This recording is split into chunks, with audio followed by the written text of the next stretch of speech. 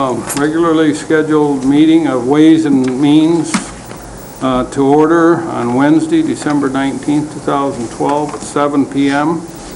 And if we could stand and have a moment of silence for the 20 children and 7 adults killed in Connecticut at the school.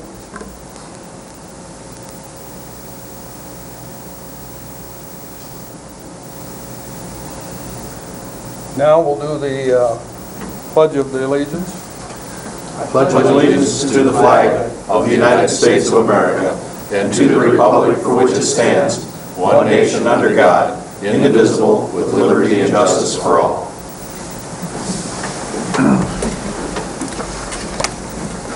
And if we could have the clerk-elect call the roll, please. Commissioner Gilman? Here. Inman? Here. Henschel? Yes. Lemko? Yes. Richardson? Here. Thomas? Here.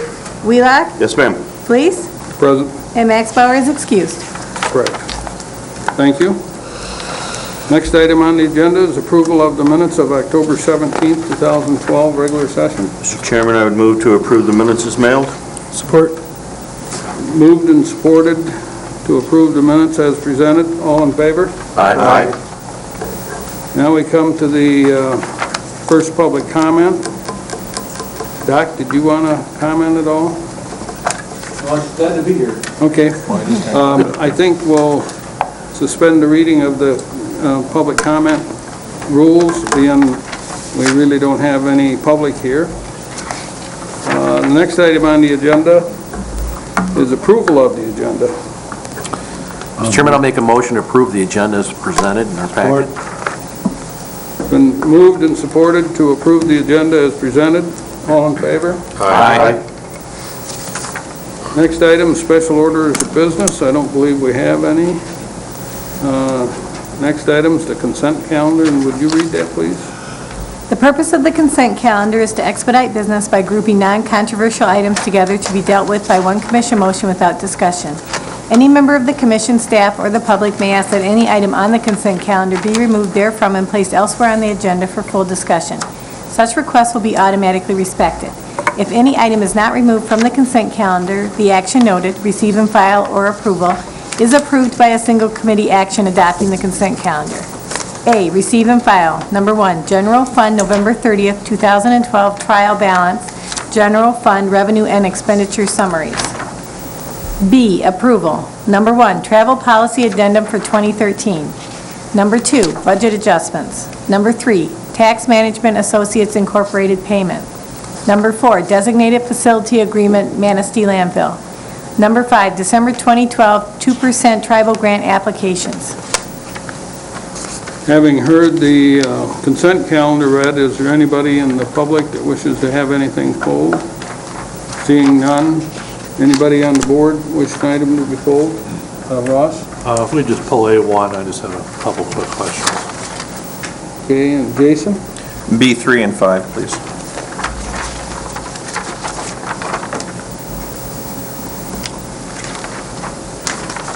Mr. Chairman, I'll make a motion to approve. Dean has a... Dean, we pull B1 also. B1? B1. Mr. Chairman, I'll make a motion that the consent calendar be approved with the exception of A1, B1, B3, and B5. Second. Why didn't you just approve B2 and 4? Should have. Matter of protocol. It's been moved and seconded to approve the consent calendar with the items that were pulled. And so really we're voting on B2 and 4. Roll call vote, please. Commissioner Inman? Yes. Henschel? Yes. Lemko? Yes. Richardson? Yes. Thomas? Wheelock? Yes, ma'am. Gilman? Yes. Fleece? Yes. Next item is items removed from the consent calendar.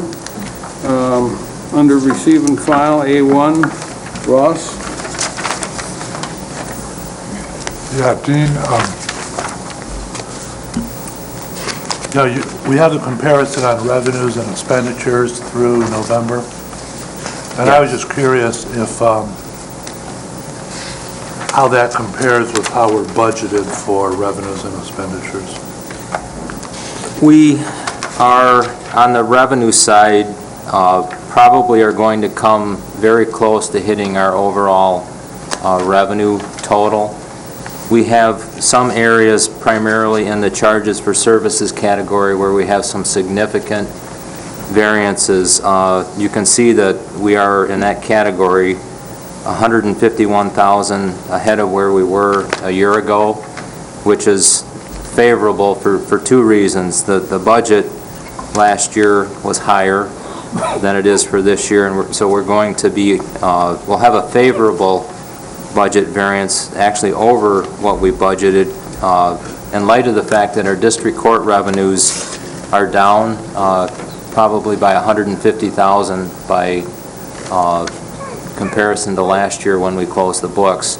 The Register of Deeds revenues, however, are approximately $200,000 over what we budgeted from the real estate transfer tax and recording fees that are being received, and those are the funds that the county receives. So there's a lot of activity, a lot of real estate transactions are going to save or help our general fund performance. The tax revenues are, we're very close to, I'm not anticipating we're going to have a problem with our levy, and some of that variance compared to a year ago is because of Copper Ridge. There are some explanations to that, but I'm not anticipating any major problems on the other side, the expenditure side of the budget as well, primarily because of the fact that we budget for full employment, and we've had a number of FTEs in quite a few departments. Well, the bottom line is we have not been fully staffed in a number of departments. So right now, and if you'd actually look at the spread between revenues and expenditures this year versus last year, we're $1 million plus. So cash flow wise, we're doing very well also. So the financial picture is improved over last year compared to budget. You know, we're watching significant variances throughout the year.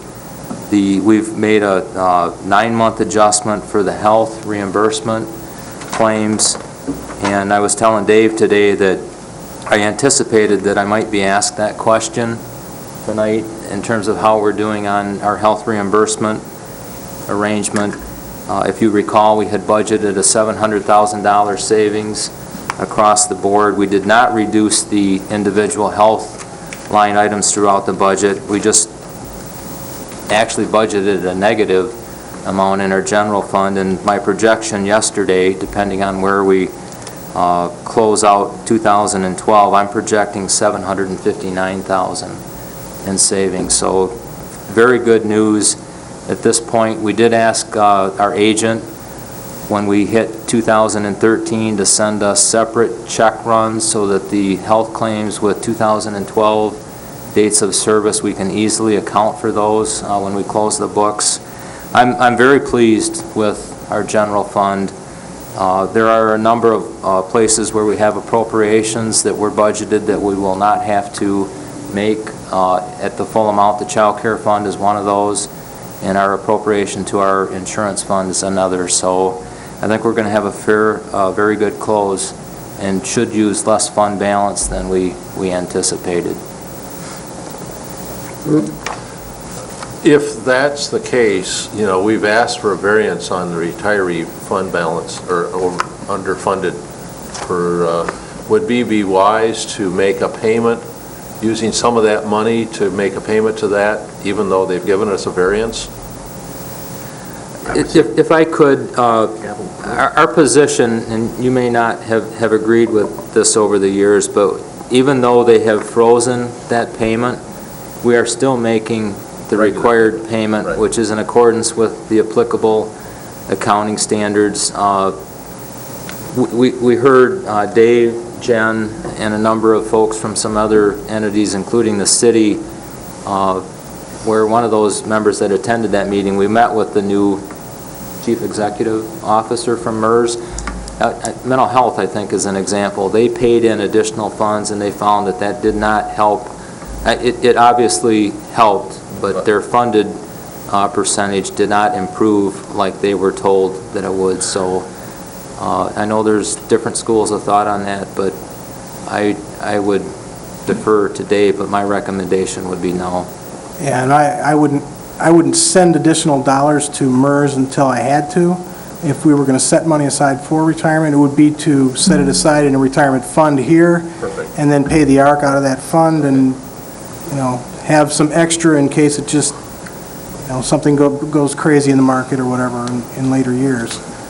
So we may If want we to- had extra money, So we may want to set up a separate fund for that addition, for some money that we may want to in the future. So, If- I don't if we know. wanna I mean, do that, It's yeah. just something we need to discuss, I think. sure.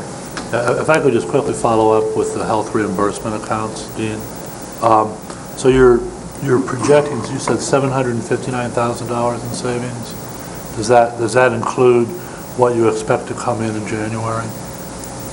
Yeah, yes. It's, when we started with our new agent, we probably went 3 weeks into January without a lot of activity. I mean, it takes time for those claims to be submitted and then turned around, and we do process those checks in-house. They send us a batch. So we don't really, at this point in time, have a very good cutoff, and even though we're 11 and a half months into our fiscal year, we haven't captured 11 and a half months worth of claims. And there is a lag. Today, I forgot that with our FSA payments, there's a 90-day lag. That's an IRS. You have 90 days to turn those in. So we're going to capture, I think, the bulk of that activity in the month of January, and those claims, if they have a December or a 2012 date of service, would be charged back against our fringe benefits fund. And hopefully when I come back in January and ultimately in February, we don't have any surprises there. But I'm basing my projection on, I'm estimating that we paid 10 and a half months to this date.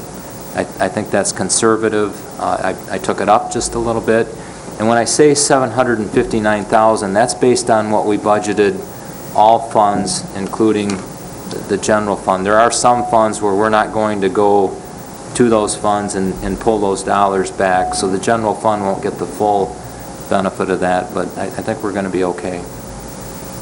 Larry? A quick question. When Governor Engler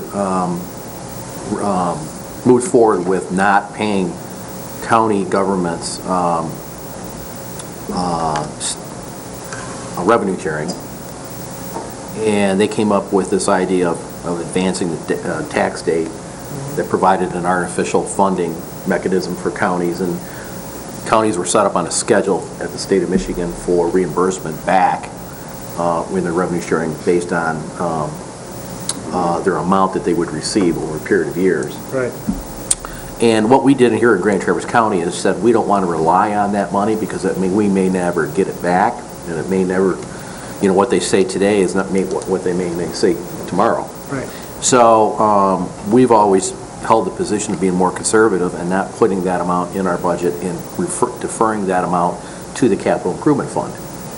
And we, to the best of my knowledge, we have wound down that capital improvement fund balance to a couple $100,000, I believe. Dean, is that true?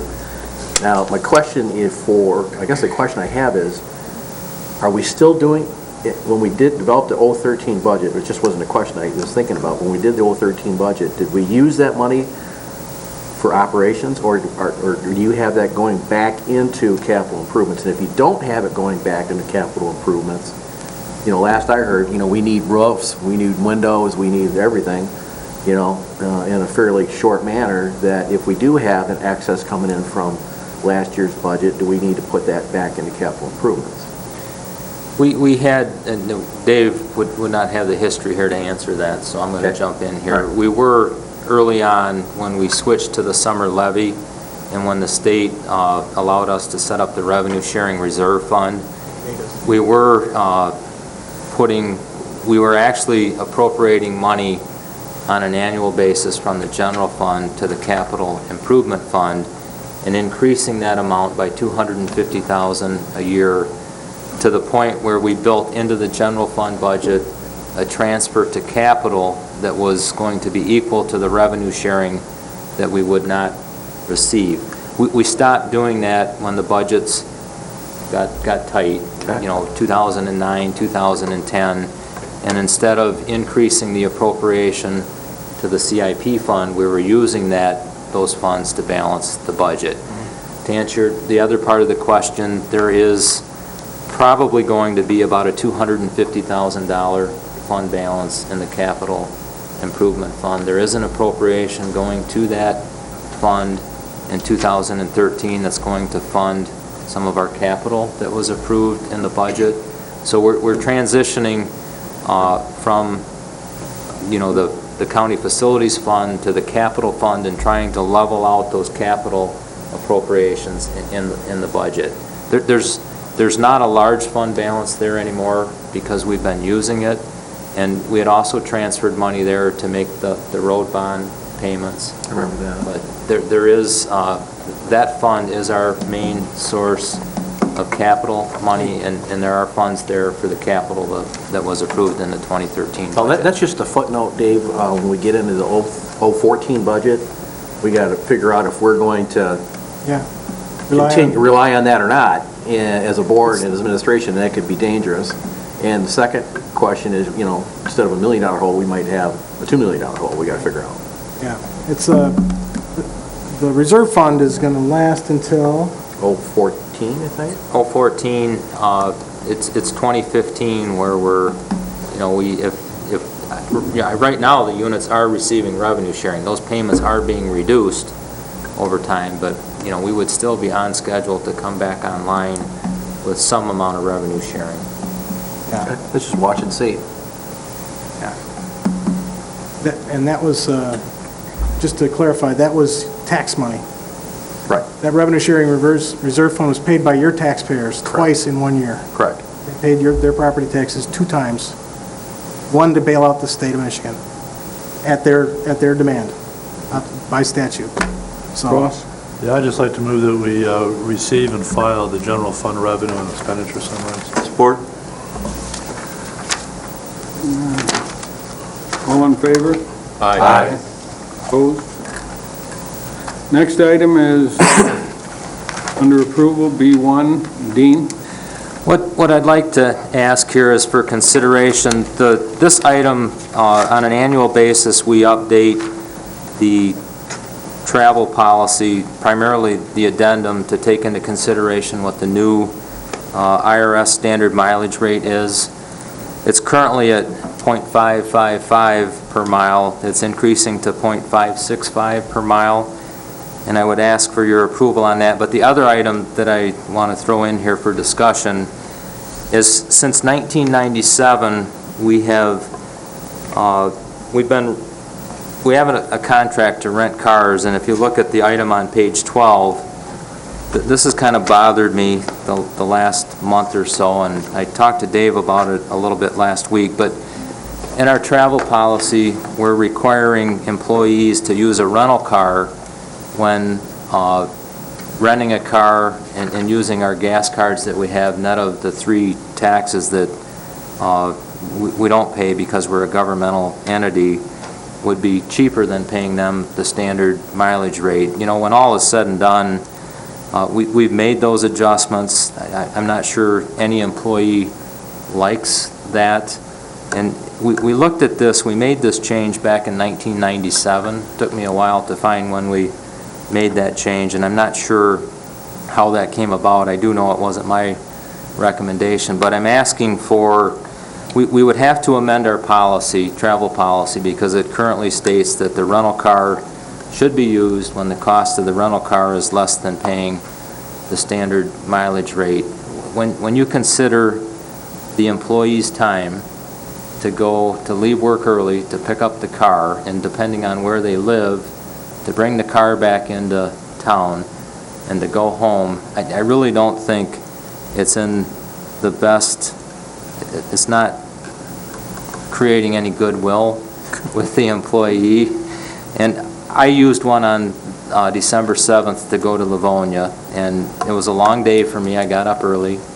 Could have went down and spent the night before, but I drove down that morning, drove back, long day. And what I'm asking is that we amend the travel policy and simply reimburse the employees at the standard mileage rate when they use their vehicle. We'll make the rental cars available, if they choose. If they request one.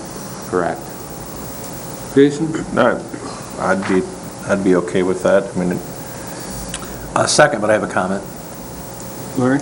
I'd like to have, I guess, the notation within that, Dean, that policy would only stand for travel within the state of Michigan.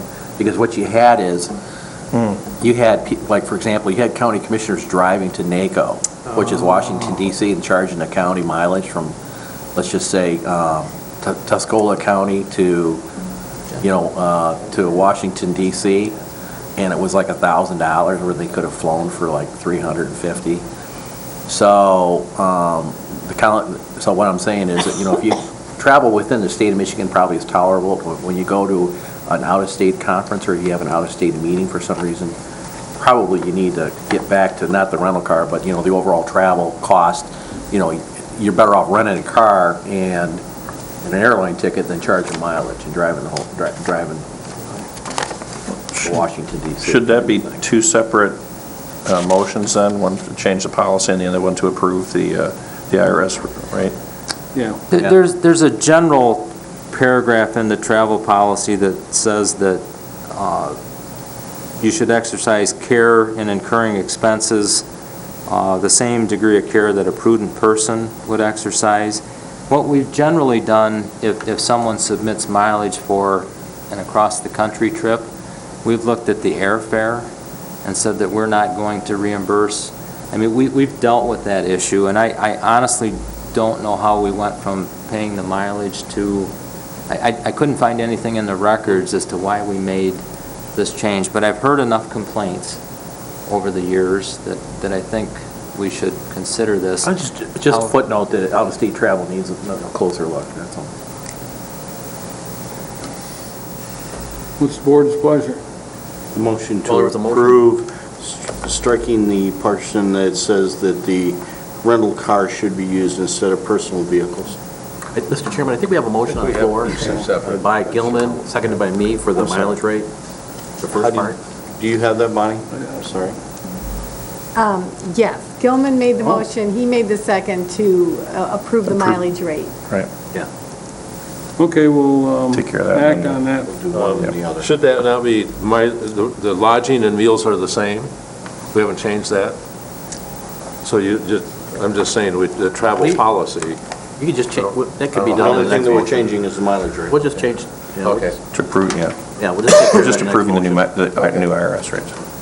Okay, everybody understand Jason's motion to increase it from .555 to 565? All in favor? Aye. Opposed? Okay, next motion.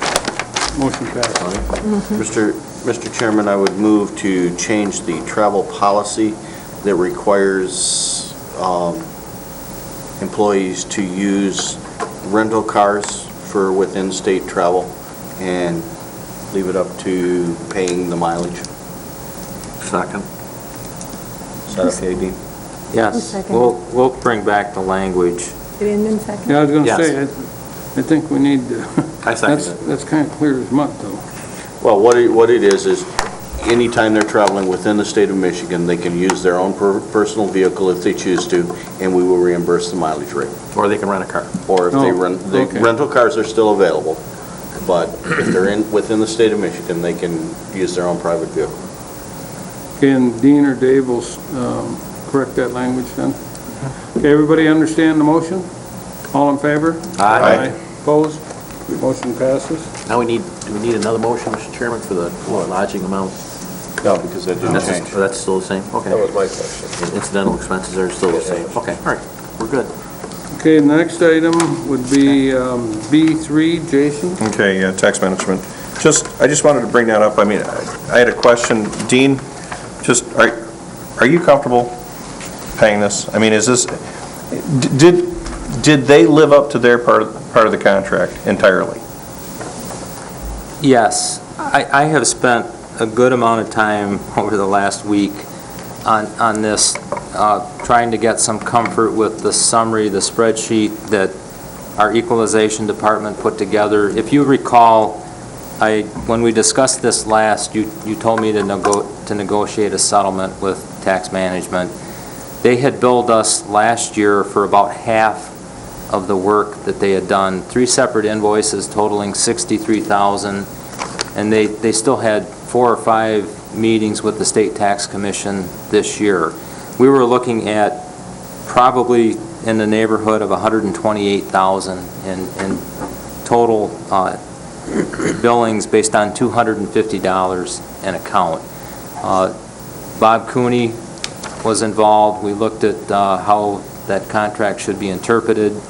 And tax management came around and realized that in Michigan, the county does not receive all of the tax that's ultimately billed and collected. So what they did, they voided those 3 invoices.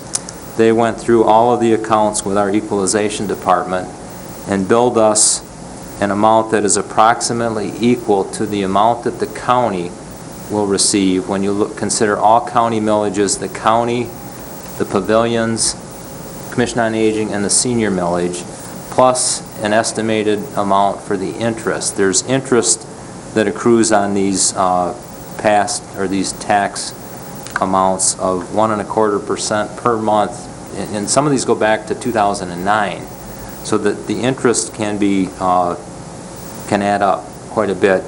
I have reviewed equalizations spreadsheet. I had my new deputy finance director spend about a day and a half to make sure that we had everything square. The treasurer's office is actually keeping track of the total amount that's billed under this discovery program. I'm going to give you just a few figures here to kind of put this in perspective. The actual tax billings that have gone out that are county tax to be collected is $53,000. That's quite a bit better than what the equalization department had summarized initially. It's almost impossible to calculate what the interest is on these tax bills, although it's done when the local unit treasurers bill them. To date, we've collected $27,000. That's money that the county, Commission on Aging, and the medical care will keep. So to answer your question, it took me a long time to get there. I'm comfortable that they've earned $67,000, and over time, we will collect more than $67,000. And one last point, we booked an estimated payable last year of $40,000 because we knew we had an obligation. We haven't paid anything to them, and this is the only amount that they will bill us for. So $67,000, we're clear. And I would ask for that approval to make that payment. Move to authorize. Support.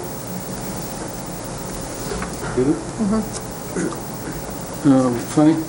Just a reminder for commissioners in the future, this is a contract that did nothing but harass the citizens of this community, caused a huge uproar between the township assessors and the township treasurers, and it was pushed through by the county. It was stuck down their throats, whether they wanted it or not, and some of us were fortunate enough to kind of get the feeling it wasn't a good thing in the beginning and speak very loudly about it. We still move forward with it at the recommendation of our equalization director.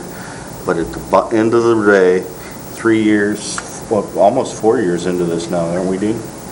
There were some, it was started late 2010. The bulk of the work was done in 2011. Okay, well, I was thinking it was a year older than that, but, and it was just a nasty thing. They harassed a lot of citizens of this community. And at the end line, we broke even.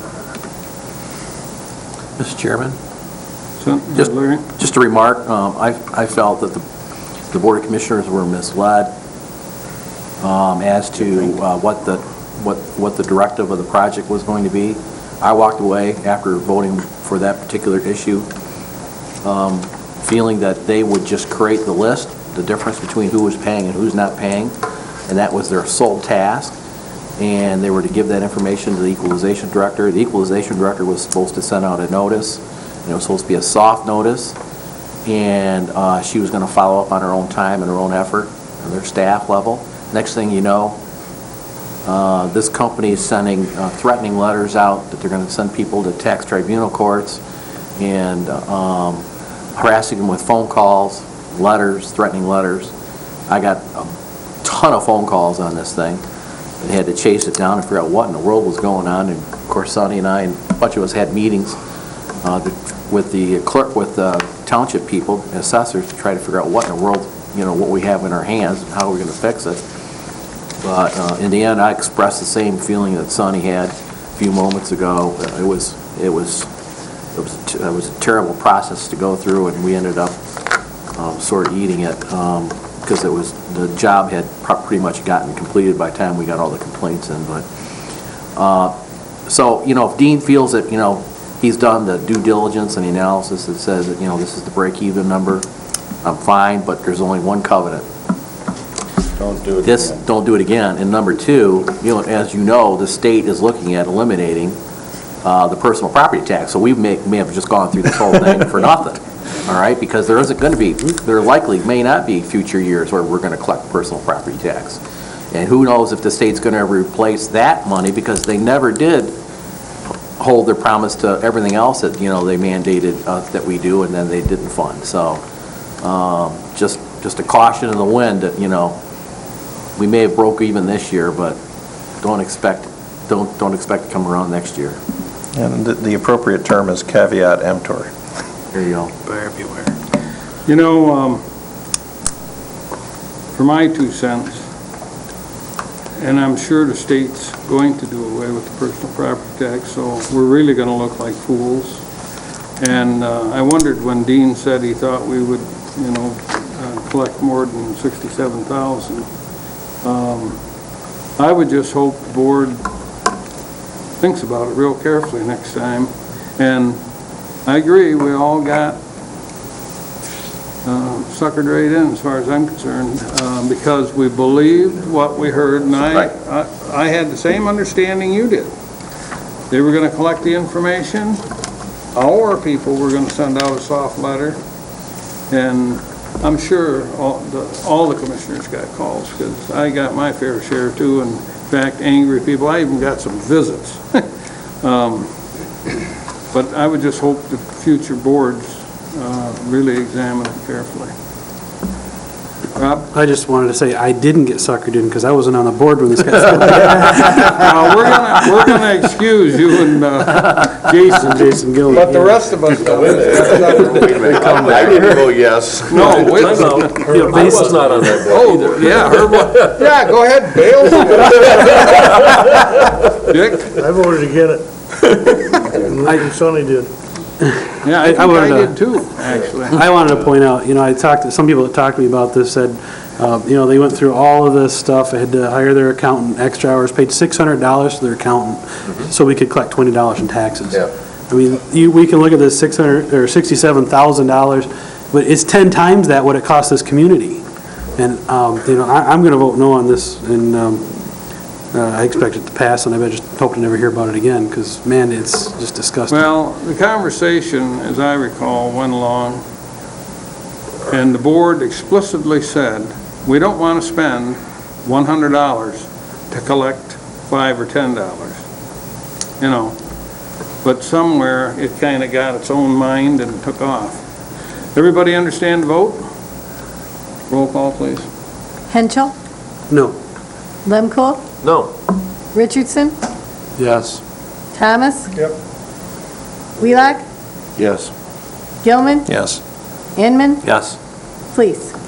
Begrudgingly, yes. The company did what It's the contract's a contract said they would do. That's don't have to like the way they did it. Okay, the next item is B5, and in a separate sheet inserted into our packet, we should have had, or you should have, the corrected copy of the 2012 2% tribal grant Yeah, there's, applications resolution.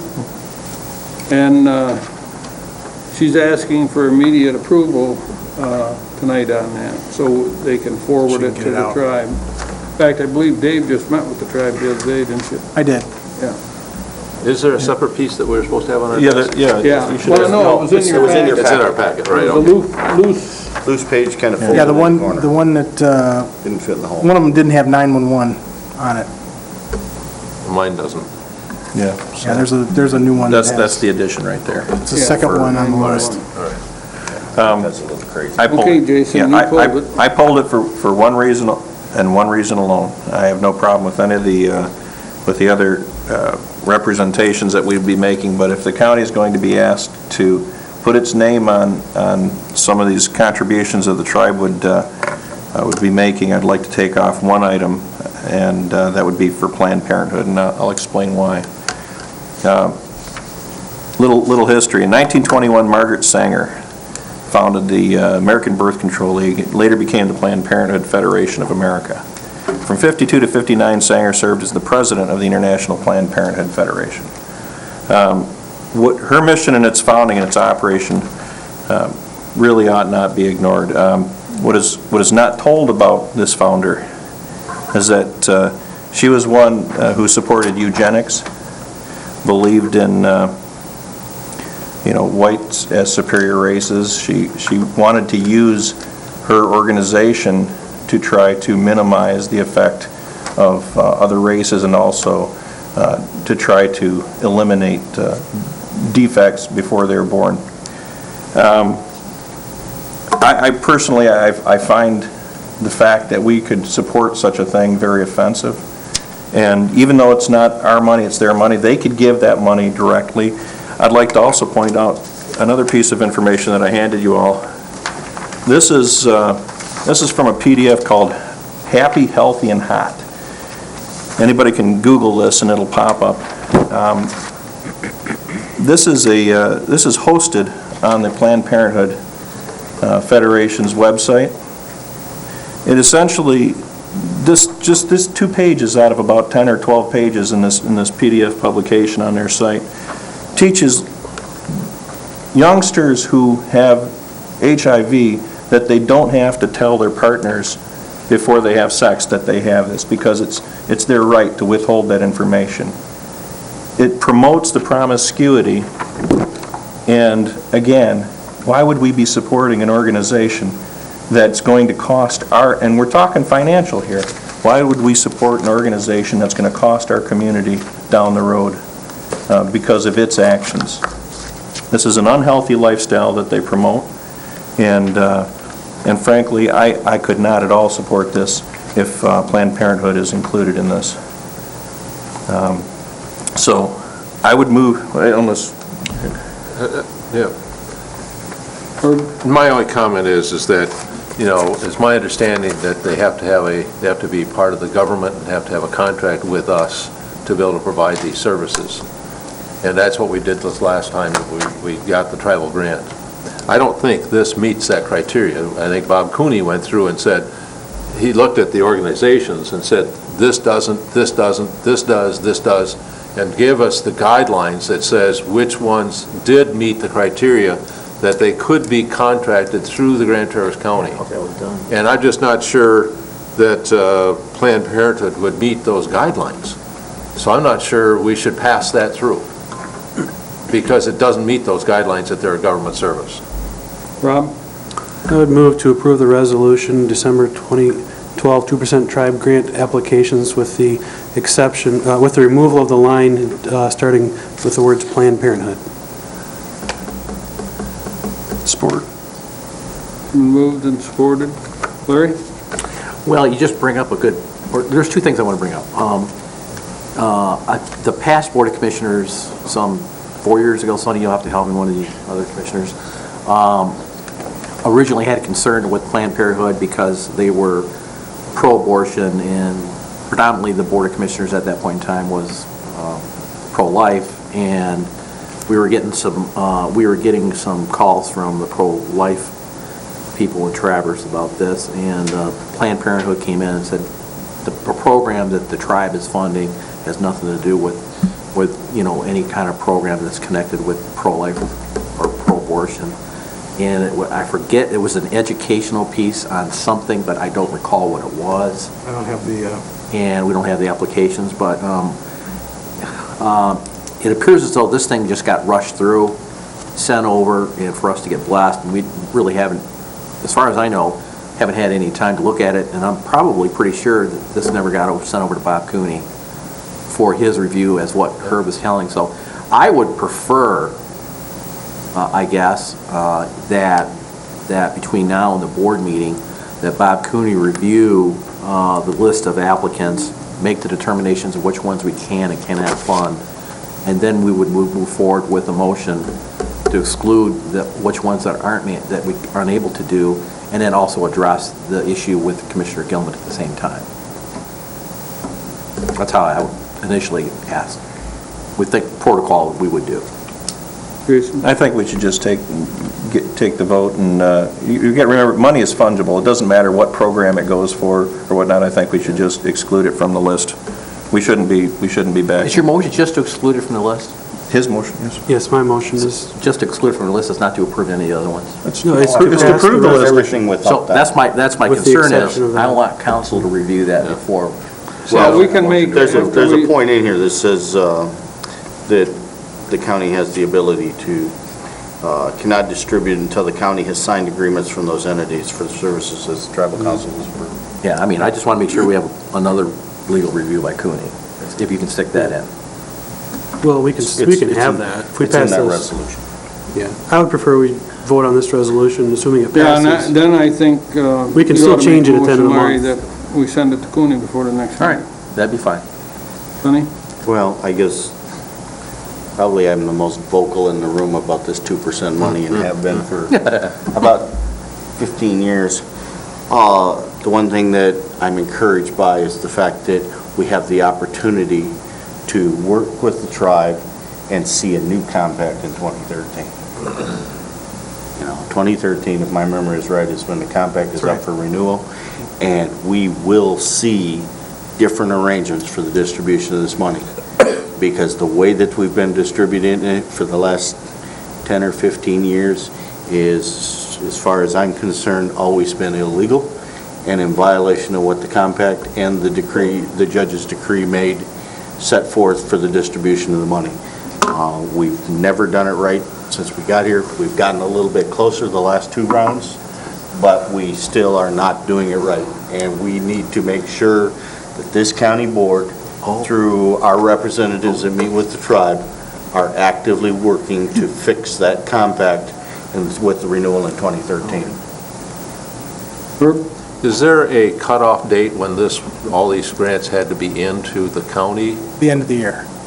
So December No, they're actually due the 7th, 12th of December or the 7th of December. I can't remember when. It's on the They website. have to come to the county by the 10th of Chris by a July. certain received date. them. So there's no more coming in after this? No.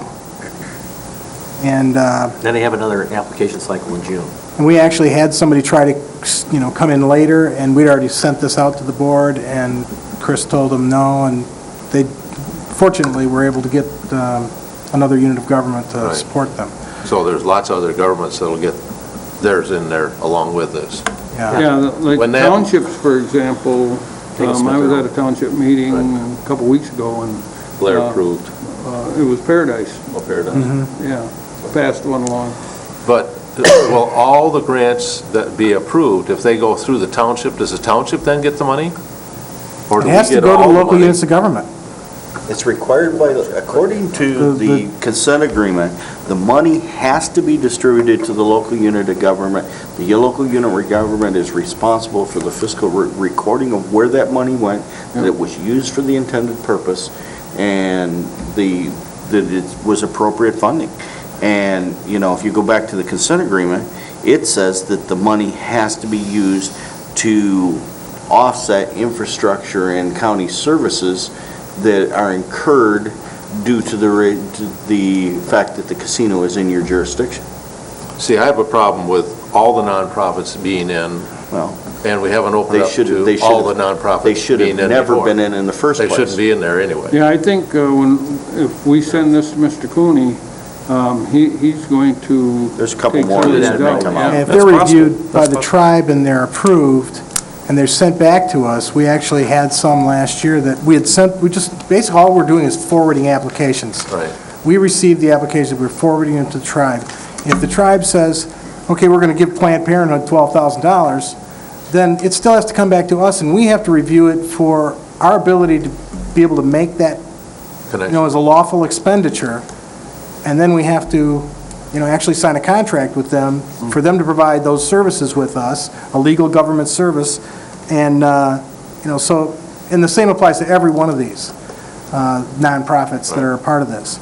So this isn't the end of the line, this is actually the beginning. It's just basically saying, all these have applied, we're forwarding them to you for consideration, and they'll come back to us. And one of the things that we had is if we get in the middle of, we actually do get a contract, or we're to the point where we're going to sign a contract, and we decide, one, we can't do it, or we shouldn't do it for one reason or another, we're going to send the money back to the tribe, and that's what that last paragraph was added for. When we have historically sent money back to the tribe, that we did not feel was proper. On that last round, there were a couple of... Well, We did this sent year. a big check that came to Grand Traverse County back a number of years ago.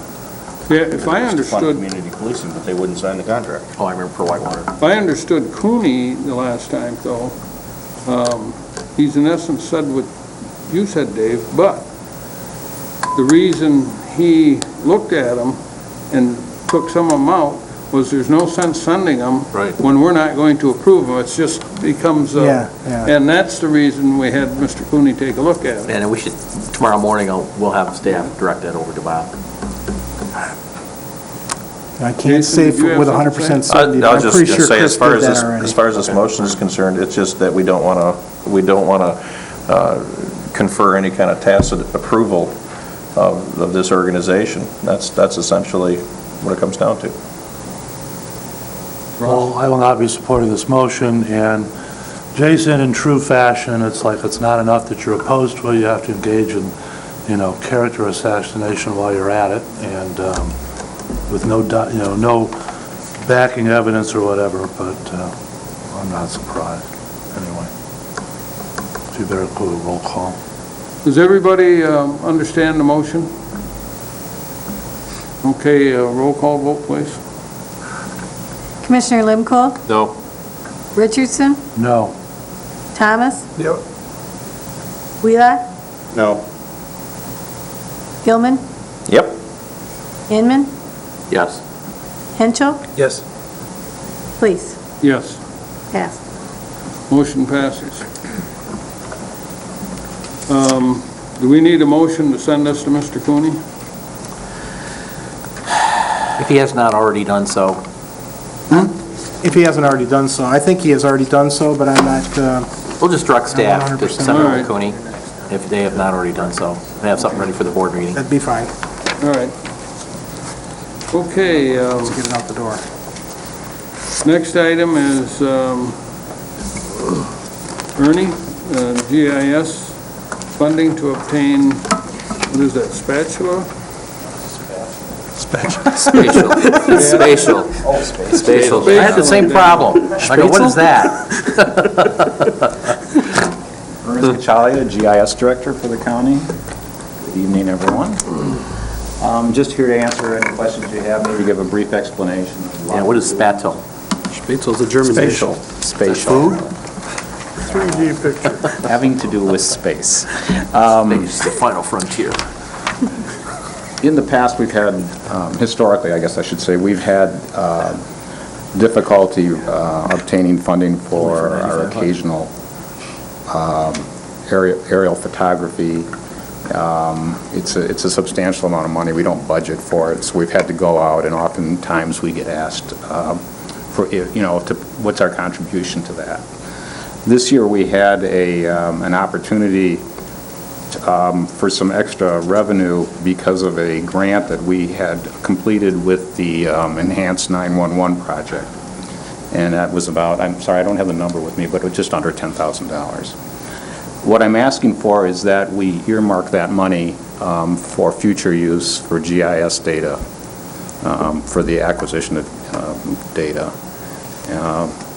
And that's essentially it. What I'm hoping to do is use it for something called LiDAR data, which there's a potential for this project to go through the state this coming year.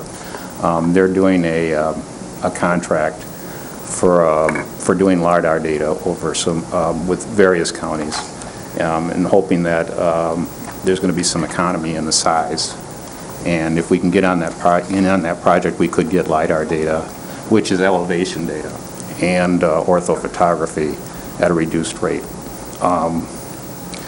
If I could just explain LiDAR data just for a moment. The nice thing about LiDAR data, because it's elevation data, it doesn't change like orthophotography, which we normally get every 5 years or so. Elevations in this county rarely change. So this would be data that would probably be good for several decades, and even longer if it's maintained by companies bringing in their survey information when they're actually doing any land moving. So just wanted to explain that. Rob? Dean, does this make any accounting nightmares, or is this pretty feasible? It's feasible, and the reason I asked Ernie to make the request is it's not something that I can do. We were, I told Ernie we had to hit the revenue that was estimated for the department. They were doing some work with the delinquent tax notices, and this is additional revenue over and above what was budgeted, but I stressed, and that's why Ernie is here, that only the board has the authority to designate these funds for a future use, and that's why he's here. And it does not cause me any grief, but I would need that approval from the board to do that. Herb? Does this set a precedence for other departments to be able to do this same type of thing? I mean, that's my only concern. I mean, I totally understand and I totally agree with what you're doing here. I just question the precedent setting for us to be able to get into this kind of situation. Sheriff Department comes along and said, we didn't spend all this money, so we want to set it aside for next year to be able to buy X number of things. I have a problem with that. That's my challenge with this. Good point. We got an answer? I frankly have not, no. Well, I think this is a situation that they didn't expend the money that they had budgeted. They actually exceeded their anticipated revenues. Is that correct? Well, this is revenue over and above what was budgeted. Commissioner Lemkool does bring up a good point. This one was a tough one for me because I couldn't tell Ernie that, we can roll these funds forward because of the way we close, the general fund. We do have difficulty when we put our budgets together to fund either the aerial photography or the LiDAR. Now, this benefits, it has numerous benefits. I mean, this department supports equalization. You're doing some work for the DPW. Yeah, and definitely If we 911. if the board would entertain this, I would suggest that we put it in our capital fund. And I don't know when we're scheduled to go back out for aerial photography. I think when Ernie is making his services, or when he has the ability to sell this data, I mean, those funds somehow have to be looked at, in terms of maintaining the system, because it doesn't maintain itself, and without, the continued investment, the data just isn't very reliable. I don't have a very good answer on this one, but that's I would rather us not approve this and to go with the understanding that we would hope that next year's commission, that you come in and you say, I now have the need to be able to buy it, to put this stuff in, ask for that as an additional cost factor when that's coming in, and then we can take it out of our fund balance, or out of our commissioner balance, or whatever it might be, and that we know that we want to do this. I just have a problem with this particular process.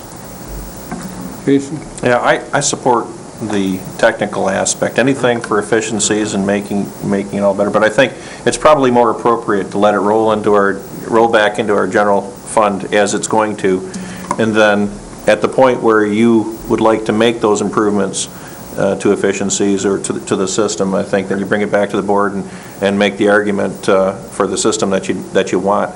And it may be a little bit more than $9,500, but at least us making the argument now without knowing what you're going to get is... Yeah, I understand, and it was just intended to be seed money. I guess my question would be, is that something that would be feasible for 2013? Just because this project with the state, if it should go forward, is going to happen in 2013, it won't be out there for 2014 likely. Well, I think this is one of those projects that we really want to have go forward and just bring it into when you have that, realize that cost factor and bring it in and then have us approve it at that point would be my... I'm fine with that. Sonny?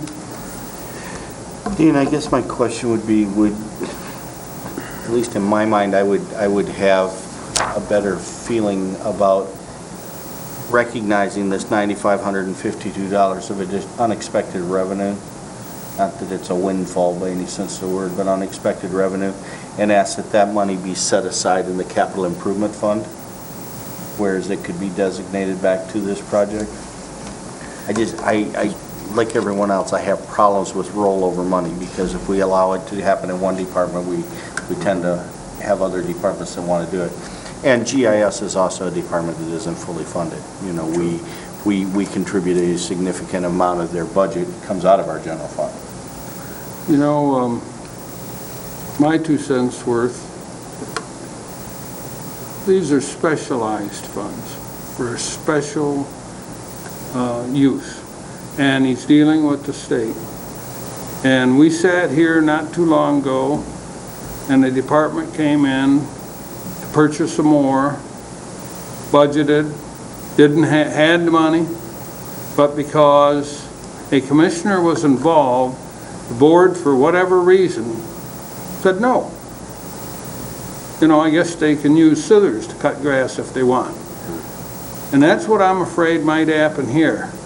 You guys might be well-intended, but maybe your shoes will be pinching the night that Ernie walks back in, needs that fund. I would rather set aside that money as the man's asking. How often do you see Ernie here? Very, very seldom. Dean said it's not really a problem. So I don't understand. I understand the rollover. I spent a lot of years in public service. And normally you don't want a department carrying funds over. But this didn't come from the county to begin with. And it's set aside for, I'd say, some pretty special stuff. He supports a lot of our county departments. And if for some reason that vote gets turned down when he asked by one lousy vote, what's he going to do? Ross? Well, for the purposes of having a discussion, I'll make the motion to earmark the revenue in the amount of $95,5276 for future use by GIS. Support. Is there any additional comment or discussion? Dick? Well, as far as us setting any standard here, we wouldn't be, because anybody that came forward wanting to do this with their budget surplus or whatever, they still got to get approved here. So we wouldn't be setting any precedent. But personally, I would just assume have it budgeted at that time when we're going to spend it. But Pardon? Larry? Well, I guess I agree with you, Commissioner Fleece, and that, and somewhat with Commissioner Wheelock, is that I think we ought to earmark it and take that amount, transfer it over to capital improvements with the understanding that when Ernie comes back with his grant, that this board's already approved that amount for that purpose. And then we can just execute the money. So I'll be in favor of the motion. Sonny? Well, I guess my one concern is there's still a little variable rattling around in my head. We got $9,500. What happens when this contract comes in and it's 18,000? We don't have the other money. How to address it? So, when we earmark this money for the purpose of doing this, photography or whatever, and when it actually comes around the block from the state and the contract is $18,000, then what good is that $9,500 you set aside? You're $8,500 ahead.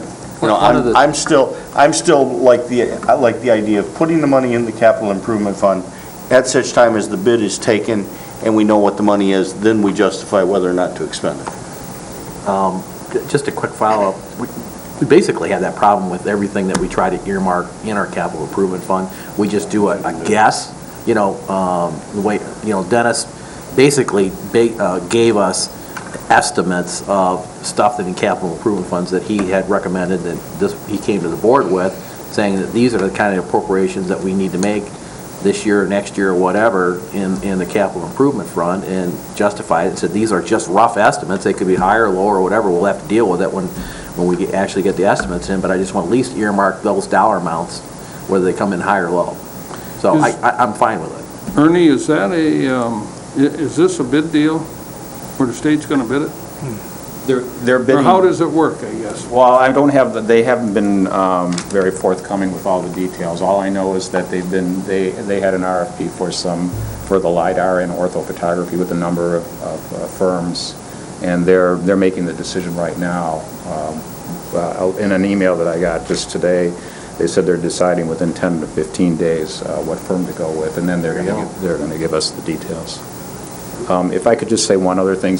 Normally, I wouldn't make this attempt to do this. It's just because of this potential for this LiDAR data. And I'll tell you, quite frankly, that $10,000 is not going to pay for the LiDAR data. It's only to be used as seed money. It's very helpful when we go to other organizations. They want to know what the county is going to contribute. Now, I could come back and to the board and say, this is available, and what can you guys contribute to this?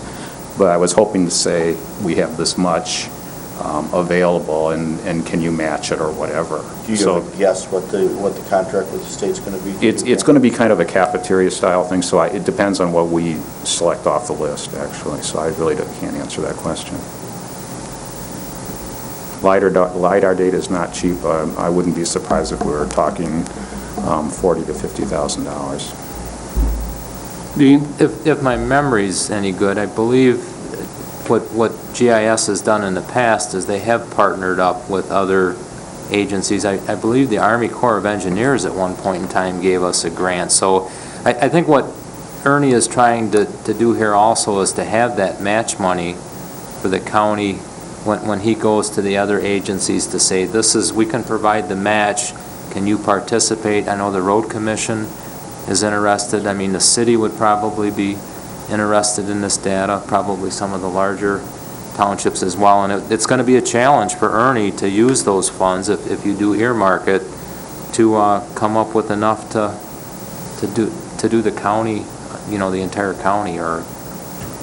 But he has been successful in the past in getting other grant dollars to complete the project. And having said that, if the money weren't used for LiDAR, I suppose we could put it back into capital improvements, but I wouldn't mind if it were, continued to be held that way for orthophotography, which is, it's cheaper than it was last year and it's likely to be cheaper next year. It's just the cost of orthophotography is coming down, so it's nice to have a little seed money out there. And we've partnered with the band. That was a large contributor to our aerial photography in the past.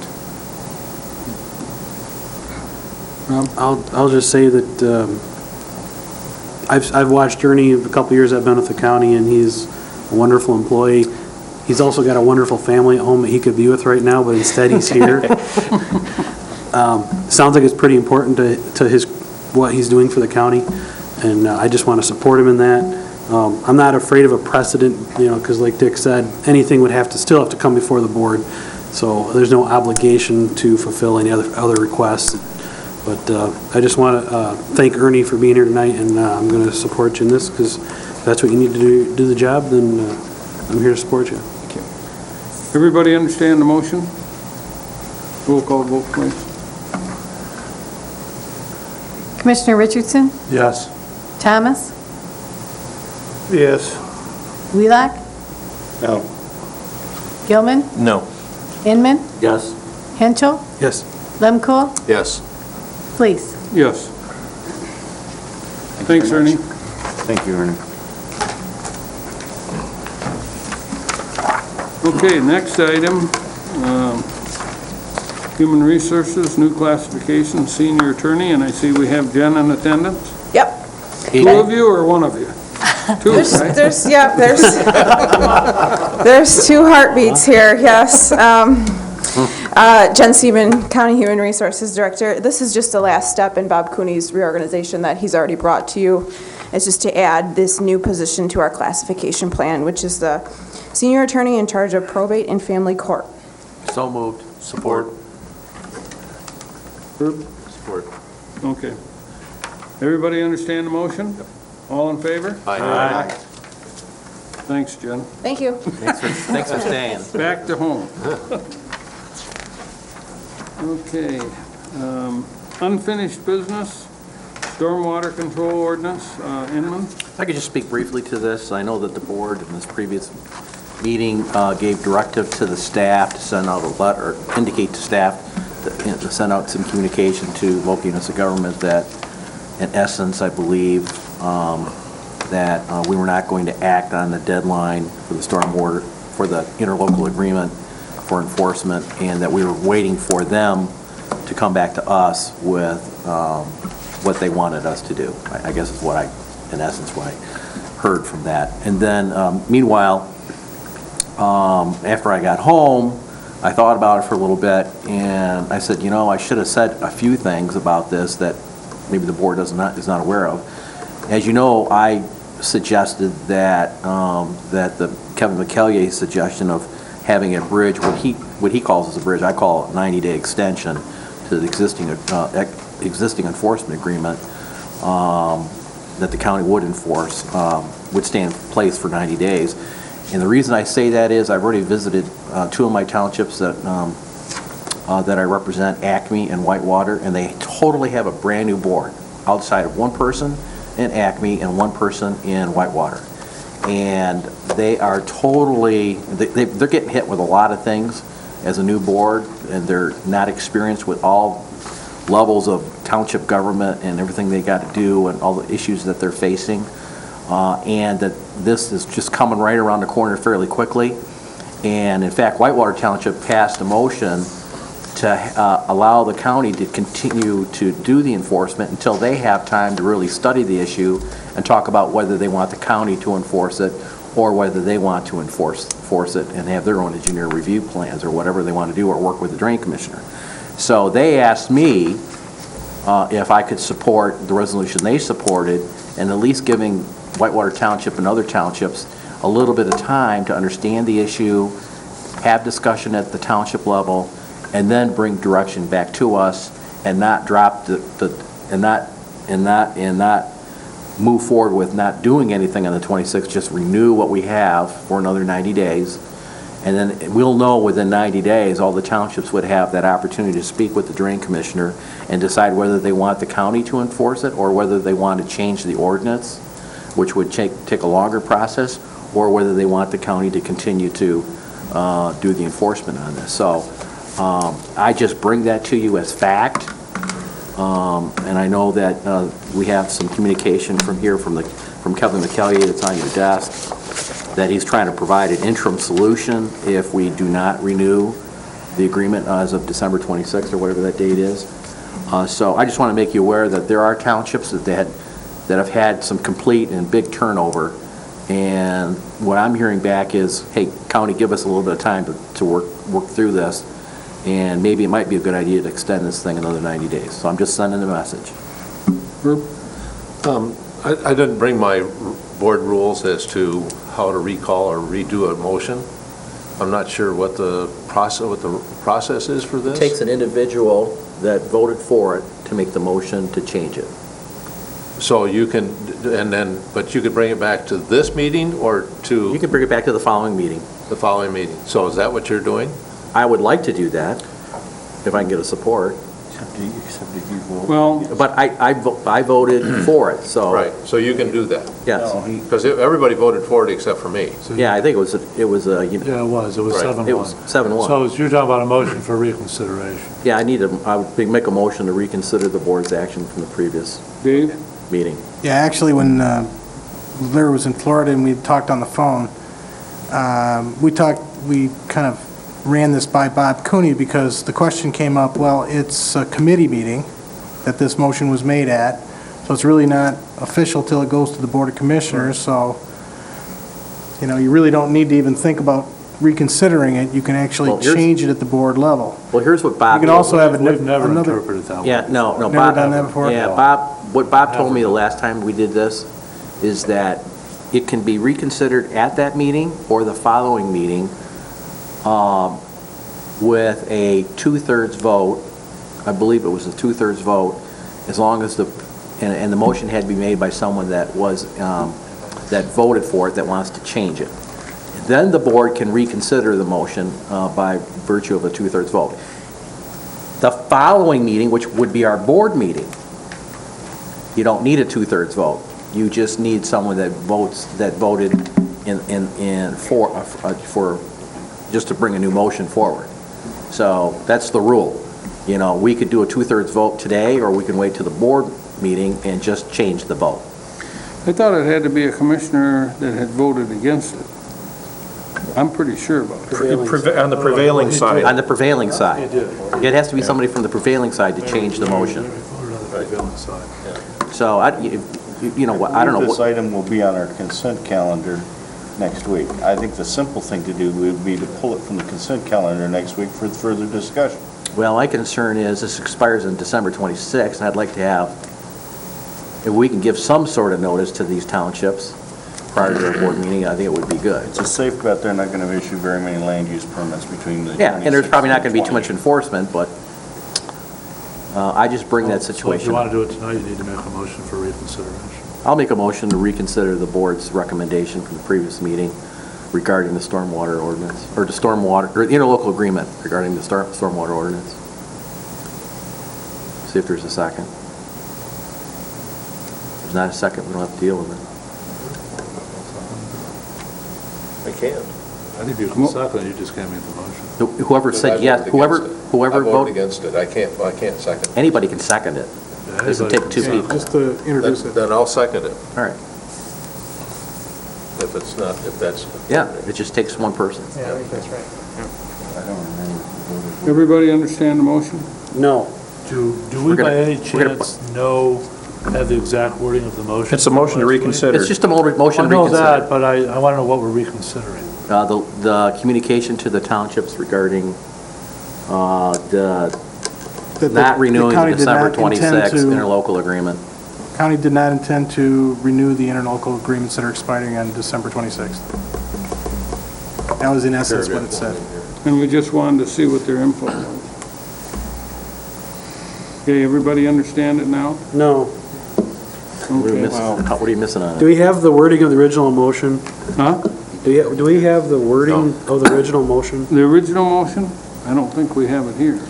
How can you Well, reconsider something you I don't even can know get what it you're for you. reconsidering? Hang on. We have the I have to minutes. send The that minutes last are, meeting. well, we have draft minutes, I guess. Yeah, that's true.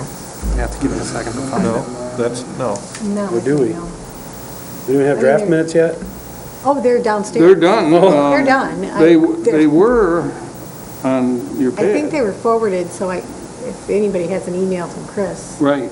It was on my email. Upstairs and see what I I think the intent is there, if you understand it.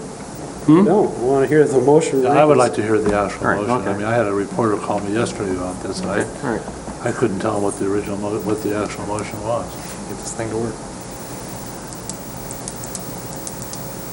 You can't pull it up.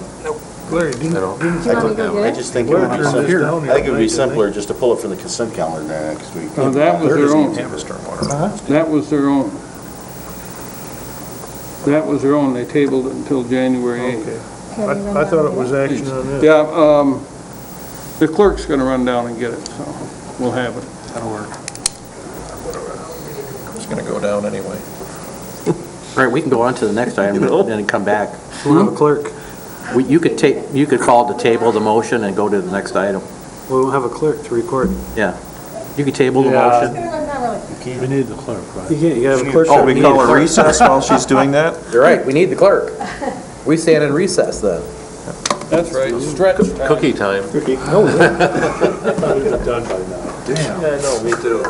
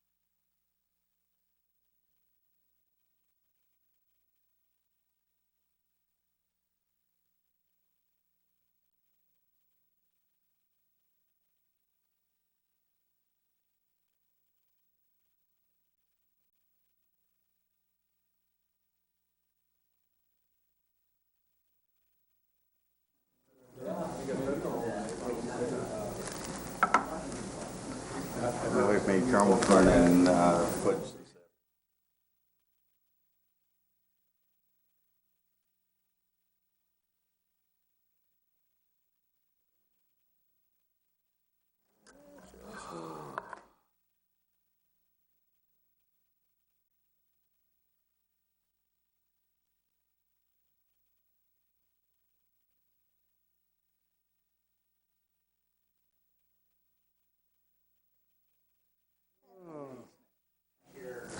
Thank you.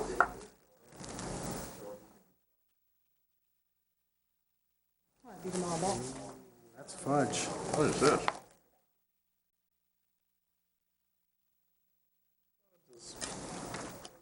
The dance. Just the dance. Sonny, cute. Oh, Bonnie, you're good.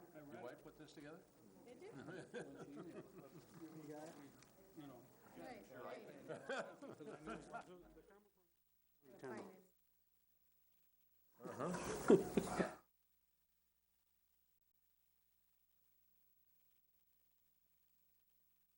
It was the RMA, right? Yes.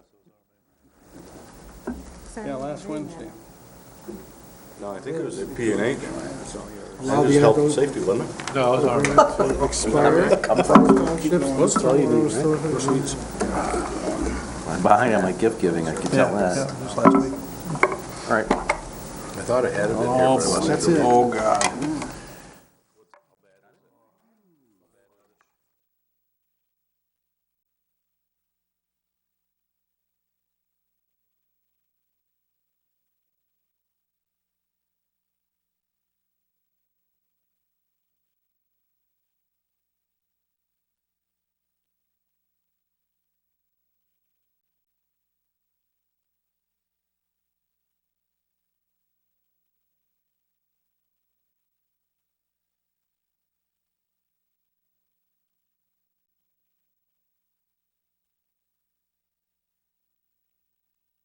I grew a couple inches. Yeah, no, only it's in circumference. Okay, gentlemen, You want to read the motion? ready to reconvene?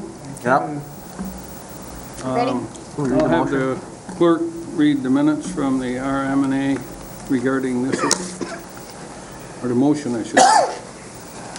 Moved by Wheelock, seconded by Felice, to allow the interlocal agreement to expire and advise townships that the stormwater ordinance is still in effect, but Grand Traverse County will not enforce it. Wheelock amended his motion, Felice amended his second, to allow the interlocal agreement to expire and to advise townships that the stormwater ordinance is still in effect. Their stormwater ordinances. You want her to read it again? Yeah, it's their stormwater ordinances, it's Huh? not, Yeah, it's their their stormwater stormwater ordinance, it's not ours. Okay, right. That their stormwater. And my motion to reconsider is the possibility of taking this back and having another discussion about the December 26th date, so.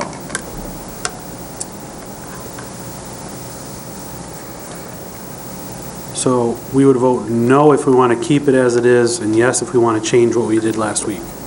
Yes, if you want to Entertain a different reconsider motion. it. Yes. Correct. And no if you don't want to reconsider it. The motion would stand for last week. Okay, everybody understand the motion now? Mm-hmm. Roll call vote, please. Commissioner Thomas? No. I'm sorry. Nope. Wheelock? No. Gilman? No. Inman? Yes. Henschel? No. Lemko? Yes. Richardson? No. Felice?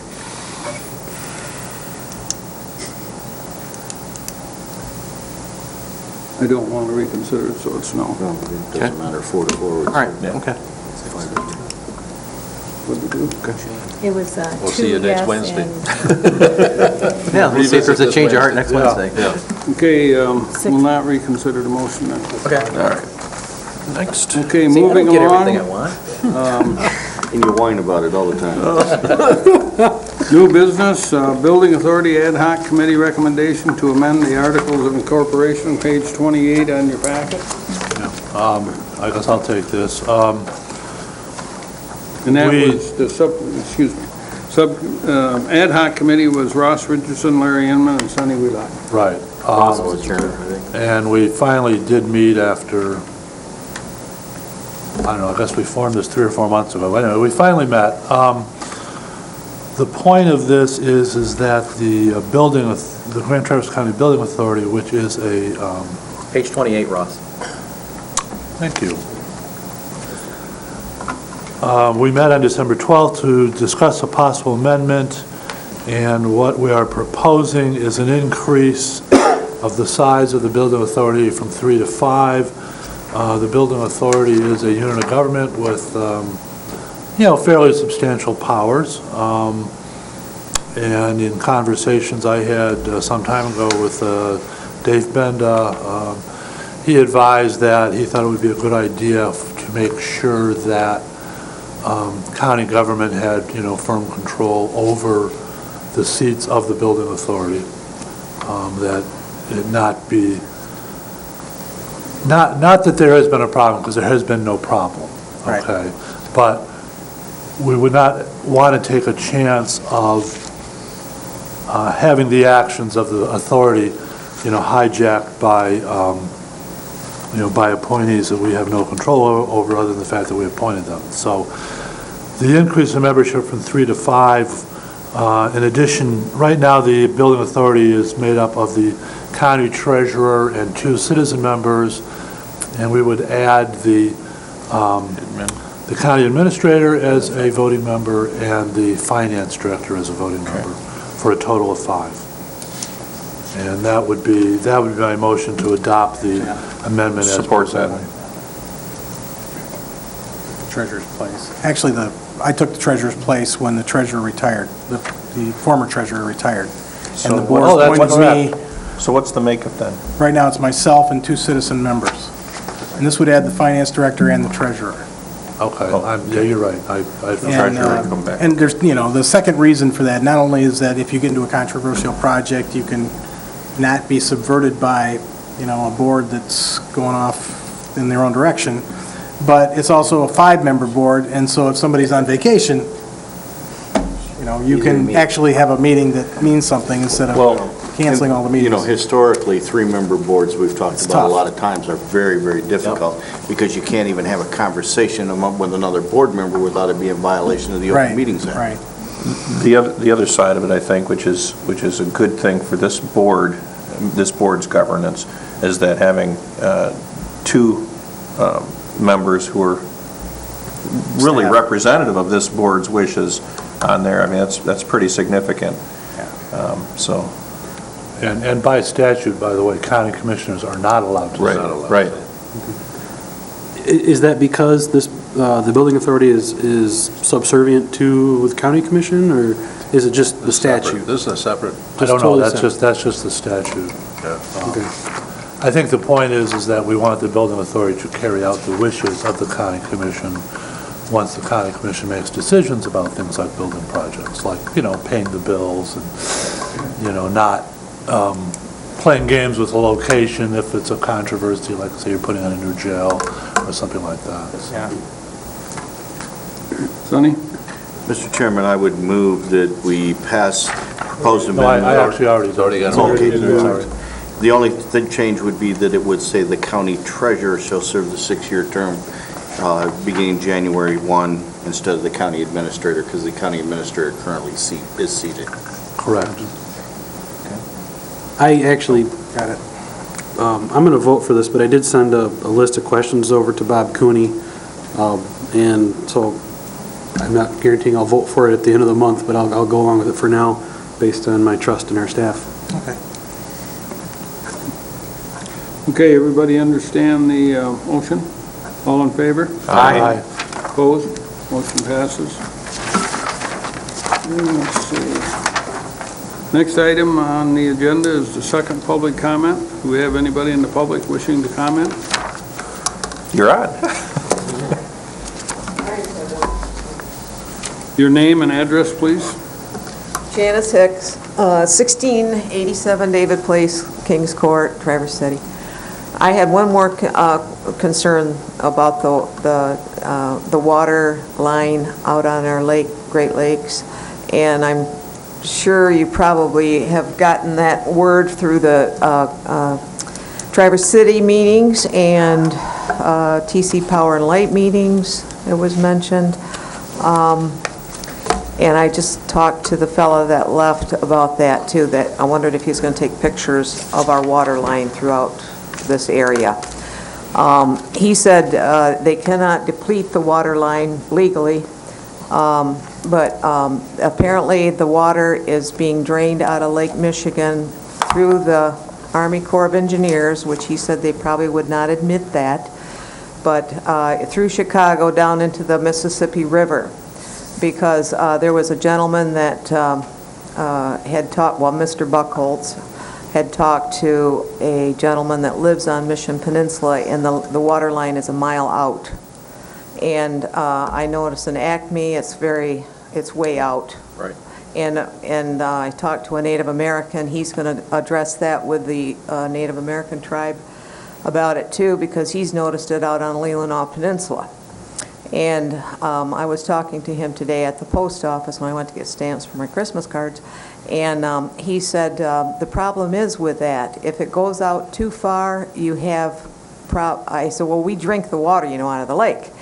And he says that's the problem. If it goes out too far, you're going to get a higher concentration of toxic chemicals in your drinking water. And that's why they can't legally drain it that quick anyways. And so without it being replenished through rain and snow and so on. So I just thought I'd bring it up so that you'd be aware of it. I have talked to Debbie Stavenov's office here in town, to Joanne at the office, and she's going to relay that because Debbie is aware, or is on the committee for the Great Lakes water something or other. So I just thought I'd mention that, and maybe you guys could start looking into it, because it's, and address it with the water department in our area as well, I would think. Because I was told by Brian Thurston that works for the EPA, I've talked to him for years now, for the last 4 years, about fluoride issue, but he has told me that when I moved here, he said the water, you're drinking the lake water here in Traverse City, and it's out on the East Bay, and it's 20 feet deep where the pipes are, and they have a screen over it and that. But now it might not be that deep, is the point. If the water is out, well, I would say 50 to 75 feet from the shoreline, I don't know how deep they're draining the water that we drink from the Great Lakes. Thank you. Thank you for coming. Thank you. Any other public comment? Seeing none. Next item is Commissioner Committee reports. Larry?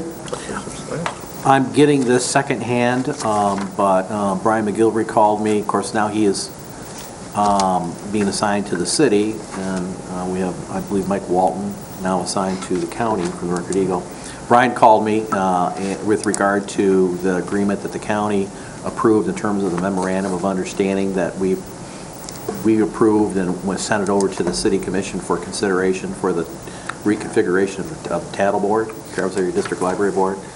And Brian told me that the city commission tabled the item and had some discussion about the concern about the county, and I'm getting this secondhand, the county not being able to appoint a city resident of our 5 members if we're going to do it by county commissioner district. And I'm sensing, and I don't know this without talking with the mayor, and I'm going to try calling him tomorrow on this thing. So I can get back to the rest of the commissioners on what's going on with this thing. But my sense is that we have 2 county commissioner districts that have, that's part of the city. One's with the peninsula of the city, and one's with the city in Garfield. And any event, I don't know if that is the issue or what, but I got to get a hold of the mayor and find out what's going on with that memorandum of understanding.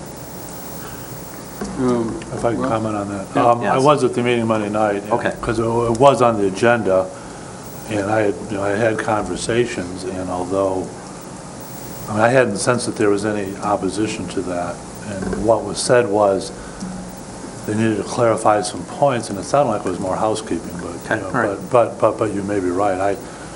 Personally, I had questions myself as to whether it was legal for us to exclude a class of county resident from consideration. Right, and I think that was their question. But, figured, well, whatever, let it go.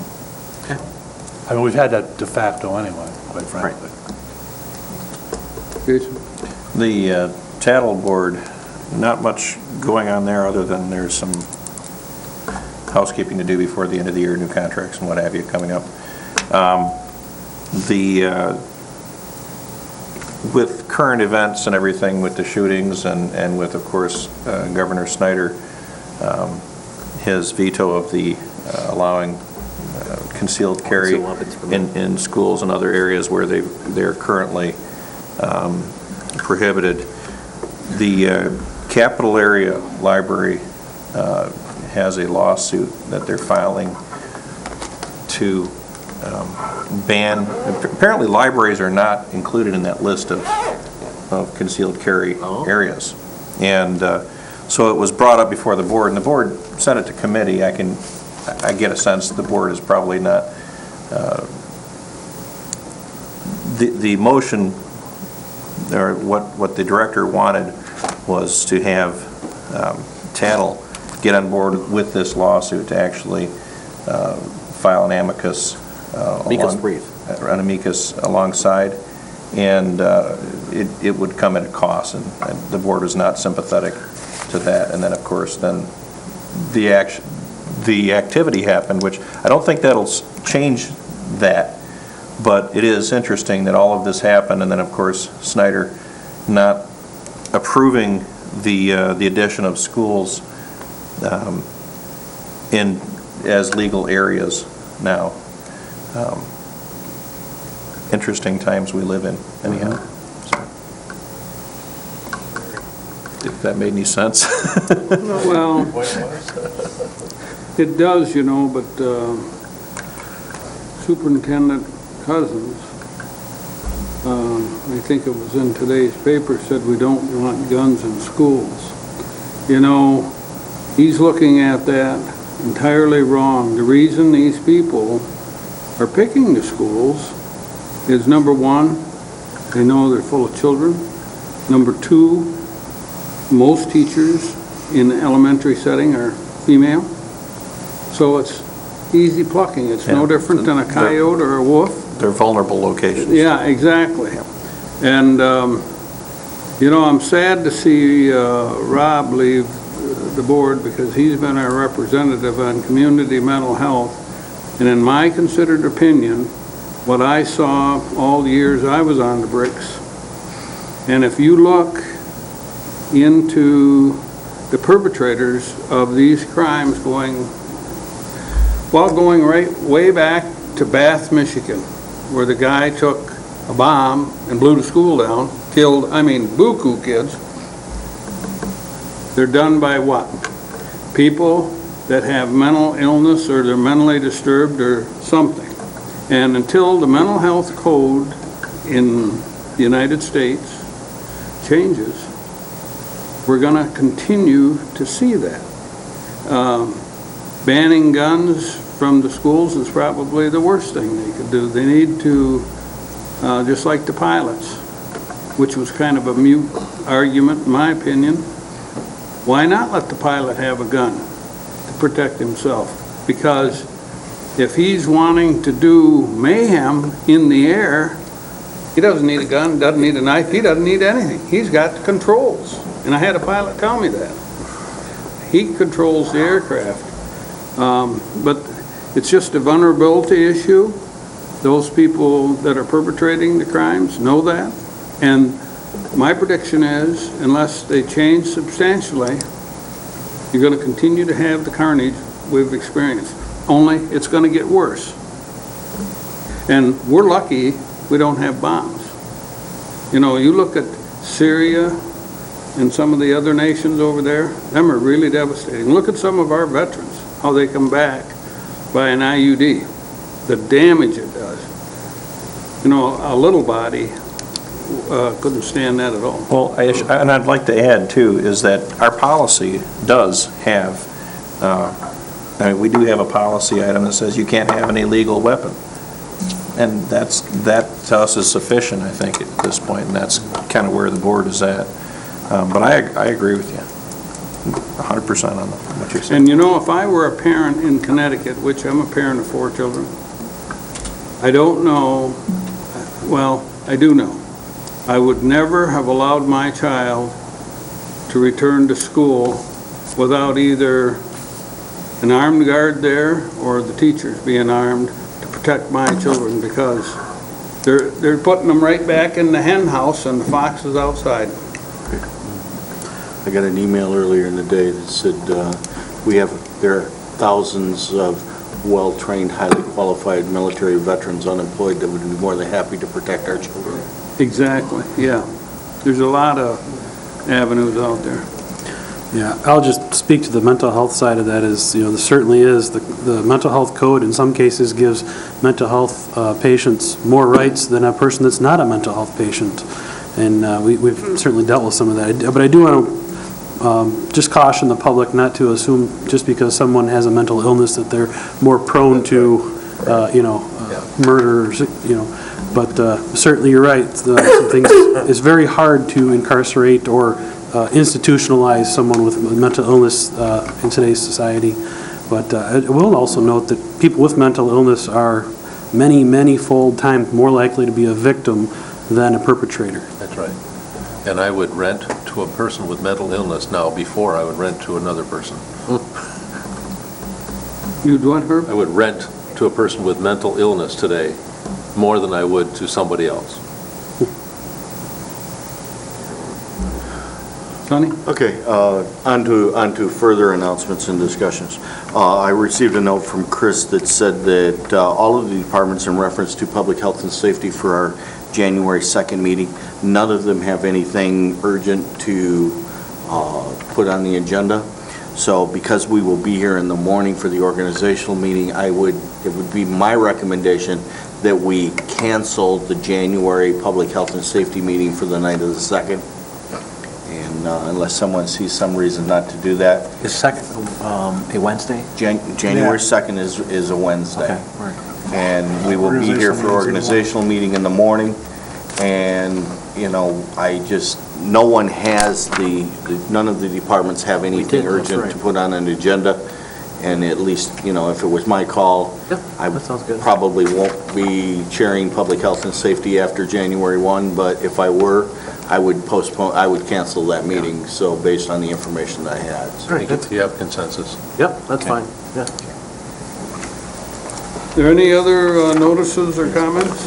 I have a notice announcement. Had a customer come in our store today, actually asking me for a place to meet. He's got a group of people that wanted to meet, and I said, well, sure, you can use the schoolhouse over there. We don't got it rented out yet. And I said, well, what's the story? He says, well, it's these group of property owners that have been had property damage when the dam structure failed. He's got over 40 people. They were just going to meet in the living room, and they figured out, well, we got so much interest in this thing that we need a different place to meet.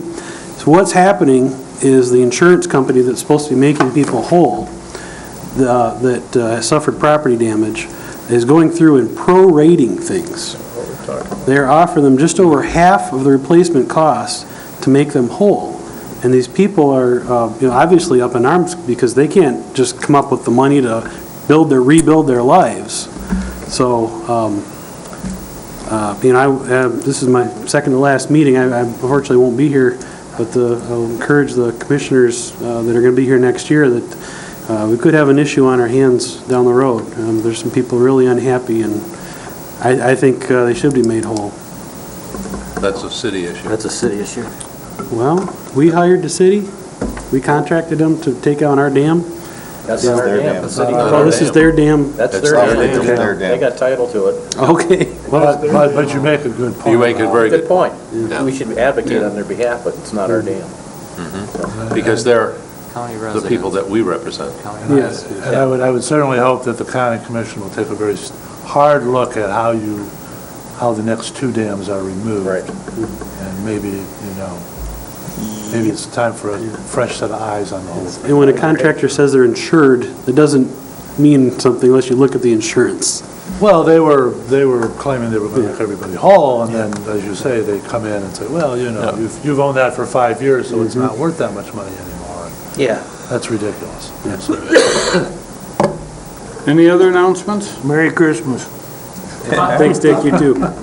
I don't think we have any closed session tonight, do we, Mr. Benda? No, we do not. Open for motion on adjournment? Move to adjourn.